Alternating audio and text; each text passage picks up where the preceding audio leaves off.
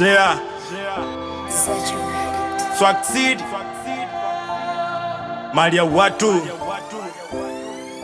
Kanisa si show, ni mapambano ya lo. Nilifika nimechoka, natoka nikiwa na nguvu. Magoti chini, machozi yanadondoka. Jina la Yesu likitajwa minyololo inakatika. Nilikuwa nacheka nje, ndani moyo umechapa. Usiku ni mawazo, mchana ni kuigiza. Mtaa ulinifundisha mwanaume uvumilia, na kanisa nikajua mwanaume pia hulia. Nilijaribu hela, pombe, sifa na starehe, zikaniacha tupu, zikaniongeza jela. Nikafika kanisani nikiwa sina mpango, na nikaambiwa bro, bado una samani. Hapa hakuna kujifanya, kuna kujipamba. Unakuja na mizigo, Mungu ndiye anabeba. Neno likinigonga nikajona kwenye kio, nikamua kubadilika, si kesho, oya ni leo.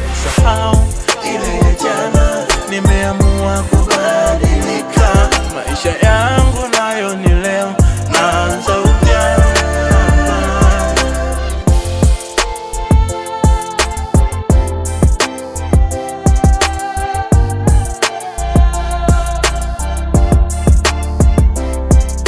Mtaa bado ni mkali, majaribu hayalali.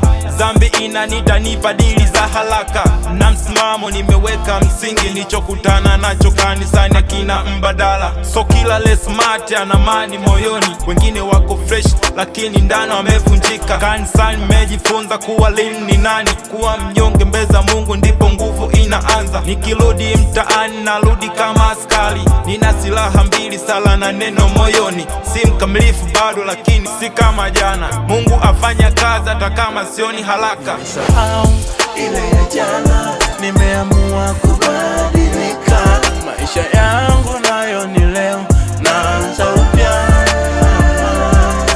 Hii si hadithi ya kanisa bro, ni hadithi ya mimi na Mungu.